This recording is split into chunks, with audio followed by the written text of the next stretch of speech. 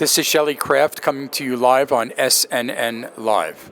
And we're coming to you live from the Precious Metals Summit in Beaver Creek, Colorado, 2016. I have with me Joe Mazumdar. It's a Wall Street view, and he's with Exploration Insights, and he's an economic geologist. Joe, welcome to SNN Live. Thanks for having me, Shelley. You know, it's my pleasure to have you.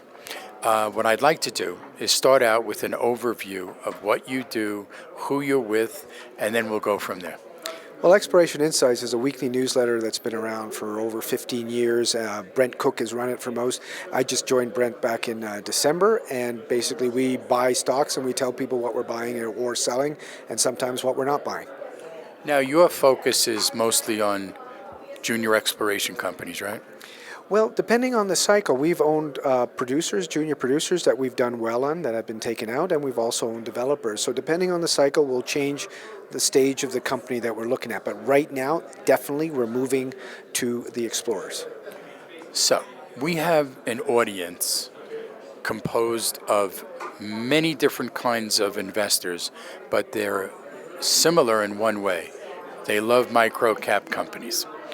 To a large extent, North America is a very, very large investor base, but they're a little bit short on guidance when it comes to investing in junior resource companies. So what I'd like to do is ask you a few questions and tell us a little bit about what advice you would give to investors in the resource market today. What should they look for? What are some of the do's and some of the don'ts? And we'll go through it together. Okay, well, if we stick to exploration stage companies, pick your commodity. Like right now, precious metals is obviously very buoyant.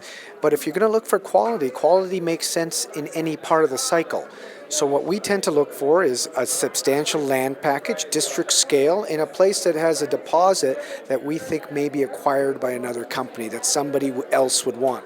We don't want the management team to build it. All we want them to is be able to present an analog to a deposit, something somebody will buy. And that's the key to what we do. We're definitely always looking for an M&A. So an investor that's new to resources, you say precious metals, that's gold, silver. Are they more likely to diversify for their betterment, or should they stay focused on, let's say, one sector of the junior resource market? Should they just go out and pick up different gold stocks, or should they buy, a multitude of precious metal and then some base metals? I mean, I'm really taking it right down to, advising them on how to get started in this industry. Well, I mean, number one, if you look at the gold price, it might be up 15 to 20% right now. So it's up, but really what's happened is the GDXJ, which is an index we benchmark ourselves up for the junior producers and junior developers, is up 120, 130%. So quite a few multiples on the gold price. And if you can't do as well as that, you might as well forget about it, just buy the GDXJ. And what we try to do is we try to get the 2, 3, 4 or 5 baggers, and what we've seen is the advantage is if we can apply what we know to a target that we think is going to get taken out, when it goes low, we buy it then and hold it because we know we've got downside protection of the stock because this asset in the end will get bought. Joe, what should investors do? I'm going to ask you what they shouldn't do. Yeah. We'll do a do's and don'ts. So give me some do's, more than one. Let's get some do's, and then we'll come back to it. Okay, since we're talking about a very risky sector, and exploration is a risky part of the risky sector, you really want to key in on management. So you've got to have a good idea that these guys have done something similar before, and what I always look for is not only experience, but relevant experience. So they know this kind of deposit, they've got some big company experience, and they know what the big companies are looking for and are basically trying to mold what they have into something that they think somebody else would want, and that fits definitely bullseye into what we want. And then, do they have the package? Is there, even at an early stage, we want to know if this project can be permittable. What gives us a lot of comfort is if the jurisdiction, it doesn't need to be the safest jurisdiction in the world. We're not looking for that. We just need it to be mining friendly. So we need to see other deposits currently being operated by major companies or intermediates that's already being done. We don't want them being the sharp end of the stick. And what are some of the don'ts? The exact opposite. So if the management team hasn't really, like, let's say they're really good at diamonds, and now because the lithium sector is hot, they're doing lithium. And then the last 2 years, they've been doing medical marijuana. And you go, well, this is really an entrepreneur, but not anybody that really knows what they're doing in terms of gold. So would they ever bring to the market a product that would potentially get taken over by a corporate development? No, because they don't really know how they think. So I would back off with something like that. Does price matter? The price of the stock? The price of the stock. Oh, absolutely. Like we don't catch everything. So there's plays here that have gone up as much as some of the ones we hold up 250, 300%. But I'm not going to chase that. I'll wait for it to come down. If it comes down to a decent level, I'll buy it because I still think the asset is good. But we can't catch everything. But I'm not chasing anything. What about market capitalization? In terms of, well, the thing is that, that matters when you have a microcap that had a market cap of 5 or 10 million and was a penny share just 9 months ago and might have gone up 300%.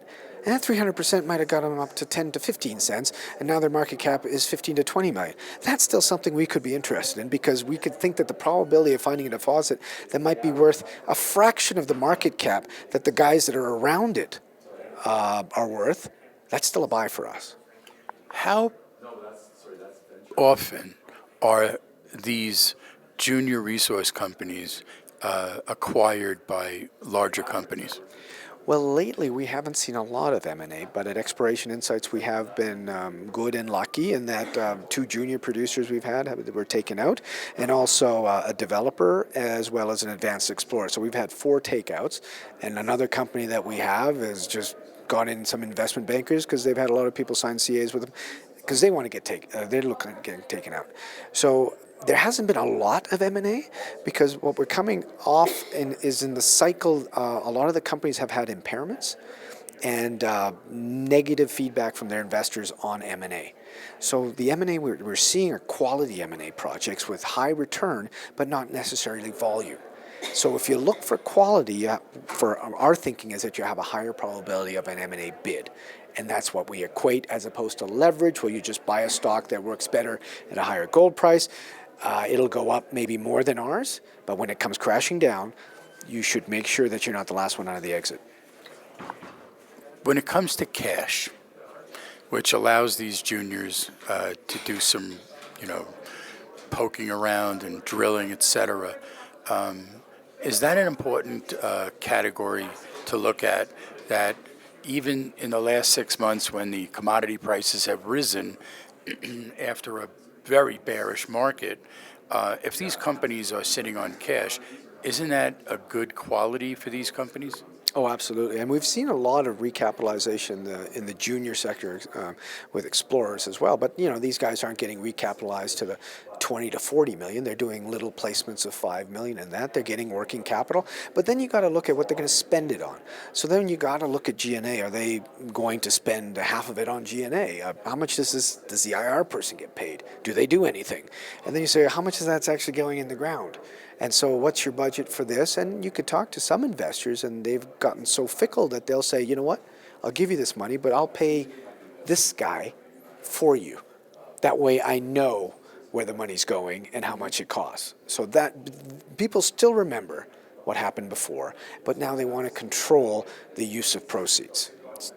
Sometimes to the point where they're getting very fickle, and might just write the invoice themselves.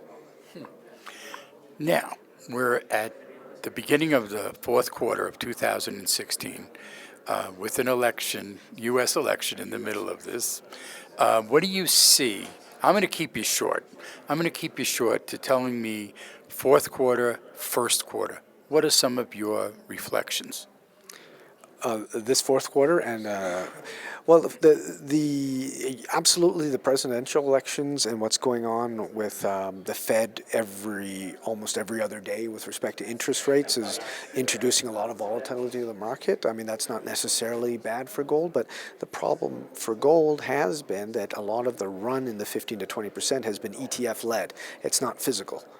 And so if there's anything that changes that drama, we could see gold price drop, and that's why quality helps, because quality will give you that support. Leverage doesn't. So all I think about is a lot of volatility, and so I'm going to keep the quality and not go for the leverage. So I might not have as much upside, but I've got limited downside. Into the next quarter, the best time to buy a lot of these stocks is in December. So if you want the high return, it's best to buy some of these in December. Go for the quality, find what's cheap at that moment. December, you'll get the best 2 to 3 month returns if you buy in December. Is there any particular district that is, I don't know about safer or more compelling for an investor to look at? I know Quebec, I hear BC, I hear Nevada, and then again, now I'm hearing Brazil, and I'm hearing all over the world, and China even.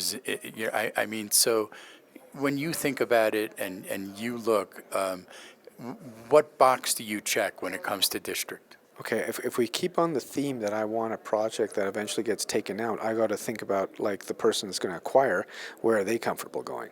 And so if I can see people that are going into countries and doing joint ventures with people in countries or actually operating the country, I want to be in that country. If they're not, and somebody is being the first mover, and that first mover was a big thing 10 years ago, it's not such a big thing now. So I'm not really going to go trip over myself and pay a lot of money for a first mover.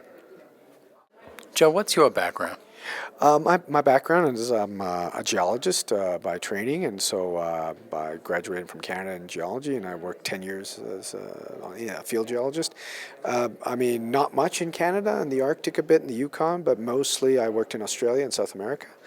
And then I did a master's there, and then I went back to school here in the States, just down the hill from here in Colorado School of Mines, and I did an economics degree then. And then I started working as an analyst in the copper market, traded copper, and then corporate development for a company here in Denver. And then I was an equity analyst for 6 years before I joined Exploration Insights in December. So, Joe, tell my audience and myself a little bit more about Exploration Insights.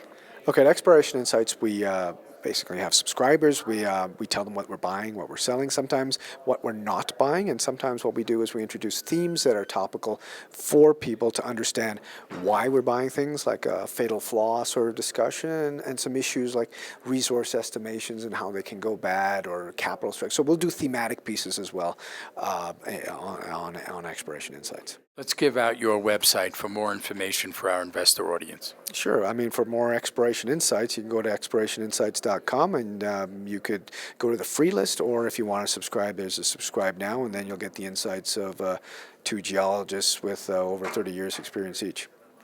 Ladies and gentlemen, Joe Mazumdar, Wall Street View on SNN Live. He's with Exploration Insights. He's an economic geologist. I'm Shelley Kraft. This is SNN Live, and we're coming to you live from the Precious Metals Summit in Beaver Creek, Colorado, 2016. Joe, thank you for your Exploration Insights. Thank you very much, Shelley.